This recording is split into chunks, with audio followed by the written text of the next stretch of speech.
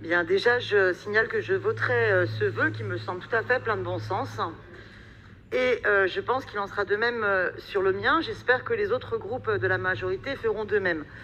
Le centre d'adaptation psychopédagogique Panoyau, comme les 10 autres centres d'adaptation psychopédagogique Panoyau, sont des équipements tout particuliers et extrêmement importants. D'abord, ce sont des équipements pluriprofessionnels. Vous avez des psychologues, vous avez des éducateurs spécialisés, des orthophonistes, un médecin, vous avez une assistante sociale, des psychomotriciens, et dans un travail pluridisciplinaire qui est aussi ancré dans les quartiers, en lien avec les établissements scolaires du quartier. Ils travaillent à l'accompagnement, au suivi d'élèves scolarisés, et ce travail-là est extrêmement précieux. Or, en juillet, vous avez pris la décision totalement absurde par le biais de la direction de la DASES d'y plaquer un dispositif de dépistage des troubles du langage de Paris Santé Réussite. Or, pour y plaquer les 5 professionnels du dispositif de dépistage du langage, vous demandez aux 2 tiers de l'équipe de se dispatcher dans les autres CAPP et de faire en sorte que aussi les élèves soient dispatchés ailleurs. Mes élèves, ce n'est pas des dossiers qu'on dispatche ailleurs. Il faut savoir qu'avec votre injonction, c'est toute la rentrée du CAPP qui a été mise en l'air, parce que les élèves à qui on a demandé d'aller dans les autres CAPP, en fait, on ne les a pas vus. Les professionnels ne les ont pas vus arriver dans les autres CAPP. Donc, c'est septembre, octobre, novembre, 3 mois de foutu en l'air dans la prise en charge. Alors qu'on sait qu'avec la crise sanitaire, la demande, elle a augmenté parce qu'aussi les suivis n'ont pas pu se faire de la même manière l'an dernier. Donc c'est une décision totalement absurde et très inquiétante. Donc il faut revenir sur cette décision. La mobilisation, elle est importante de ces professionnels-là, qu'ils dépendent de l'éducation nationale ou de la DASES, des parents d'élèves, des enseignants. Ils étaient hier nombreux, rassemblés, planqués, cachés derrière l'hôtel de ville parce que vous n'acceptez plus les rassemblements sur le parvis. Écoutez-les, entendez-les. Écoutez-les, entendez-les et trouvez une autre solution, une autre école, pourquoi pas celle de la rue Pelleport, pour mettre le dispositif PSR. Il faut penser la complémentarité des outils pour accompagner les jeunes. Mais surtout, un CAPP prend en compte l'élève comme jeune dans sa globalité. Et c'est important de préserver ce travail. Je vous en remercie. Merci à vous. Pour vous répondre, je donne la parole à Madame Ansouris.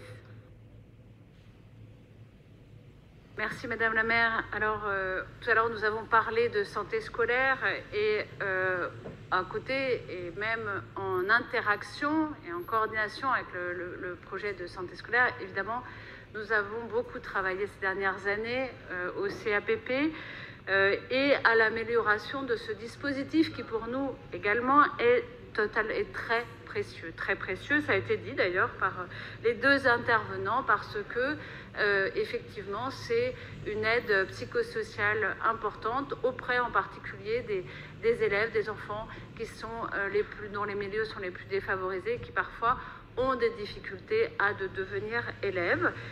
C'est un service évidemment gratuit, un service public absolument central. Il faut savoir que nous considérons actuellement que ces CAPP sont encore insuffisants, en particulier certains lieux, comme certains arrondissements, comme le 13e arrondissement n'en a pas encore, et c'est bien dommage. Nous travaillons à cette question-là pour que ce service puisse s'étendre et s'adapter à tous les élèves qui en auraient besoin. En revanche, la question de PSR, qui est effectivement un programme de diagnostic en particulier et de primo-suivi de tout ce qui est trouble du langage, qui est très important, qui est un programme récent de la ville et qui correspond à de nouvelles recherches sur la question et du coup actuellement n'est pas disponible, qui n'est pas disponible, j'allais dire gratuitement et facilement auprès des familles qui vont, quand il y a ce type de troubles, chercher le diagnostic dans des lieux privés et chers. Et donc d'offrir ce diagnostic est quelque chose d'extrêmement important, en particulier dans les lieux et les quartiers populaires. Ce que nous avons souhaité faire en installant PSR dans ce CAPP, qui est le plus grand CAPP de Paris, eh bien c'est justement de permettre aux classes les plus populaires, aux quartiers les plus populaires, d'avoir accès à ce type de diagnostic et de pouvoir enrichir justement cette prise en charge et non pas évidemment d'une part, ce qui a été dit de manière fausse, c'est-à-dire de fermer cette structure. Pour nous, c'est plutôt de l'agrandir, de l'élargir, de permettre un meilleur fonctionnement. Et puis, d'autre part, il ne s'agit pas du tout de laisser en aucun cas aucune famille sur le carreau. Je le redis aujourd'hui, aucune famille, excusez-moi, je finis de parler, aucune famille, je m'y engage, je me suis engagée dans le dialogue social que je suis en train de mener avec les différentes organisations syndicales et avec les parents d'élèves que je vais rencontrer très bientôt, et je vais continuer à le faire. J'ai reçu une délégation également ces jours-ci pendant le Conseil de Paris pour pouvoir continuer en ce sens, et je peux vous assurer ce que je leur ai dit à tous, c'est que non seulement ce dispositif ne verra pas le jour avant le mois de janvier, le temps que nous ayons vraiment mis à plat ce diagnostic, le bilan, effectivement, pour que toutes les familles soient prises en charge et que ce soit un plus, et pour les familles, de bien s'en assurer, et pour les personnels qui travaillent auprès de ces familles, parce que, et je finirai là-dessus, parce qu'en aucun cas, je considère les enfants comme des dossiers. Merci. Merci Madame Souris, c'est donc un avis défavorable pour les deux. Très bien. Je me tourne vers vous, Monsieur Didier. Le vœu numéro 52 est-il maintenu? Oui ou non? Nous avons entendu vos... Bon, alors le vœu numéro 52 est maintenu. Pardon, nous avons été... Non, non, vous ne faites pas une explication de vote sur votre propre vœu. Mais non, je vous pose la question de savoir s'il est maintenu, mais ça ne fait...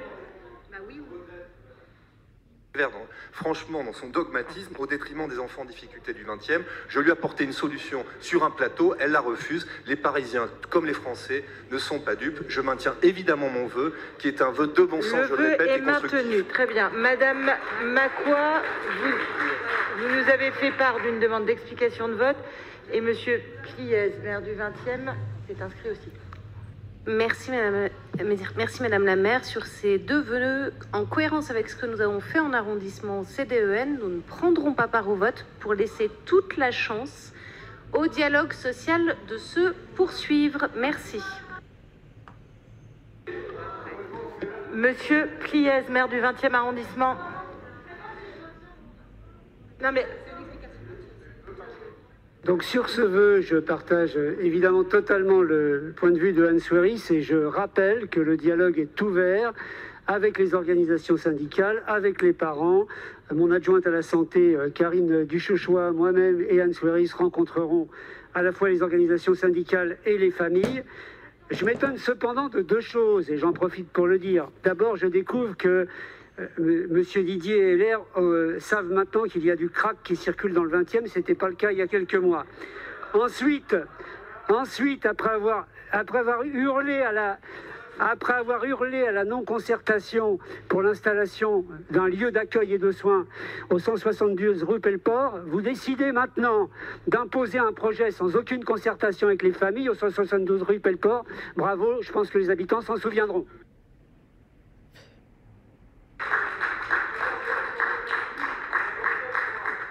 Merci Monsieur Pliez. Nouvelle demande d'explication de vote pour le groupe écologiste de Paris. La parole est à Emmanuel Rivier. Merci Madame la maire. Donc le groupe écologiste de Paris votera contre ces deux vœux, tout simplement parce qu'il serait grave de laisser croire aux familles du 20e que ce CAPP n'est pas une priorité, que la prise en charge des enfants en situation difficile n'est pas une priorité, et qu'il y a eu depuis le début, de part et d'autre, politiques, je mets ici en cause les politiques, beaucoup trop de fausses informations. Il est temps de rétablir de la sérénité et de la vérité.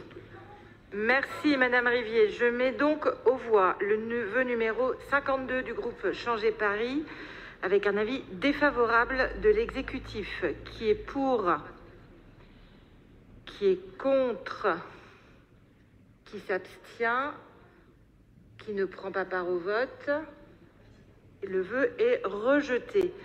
Concernant le vœu numéro 54, Madame Simonet est-il maintenu? Moi, j'ai cru comprendre que dans l'école Belleport, il y avait déjà des choses qui étaient prévues et que c'était déjà occupé. Alors qu'il n'y a pas eu de concertation, j'aurais aimé avoir des informations dessus, monsieur le maire. Madame et Simonet. oui, mon vœu est maintenu et je n'ai fait aucune désinformation. Et franchement, reculer sur ce dossier. 54 est donc maintenu. Je le mets aux voix avec un avis défavorable de l'exécutif qui est pour,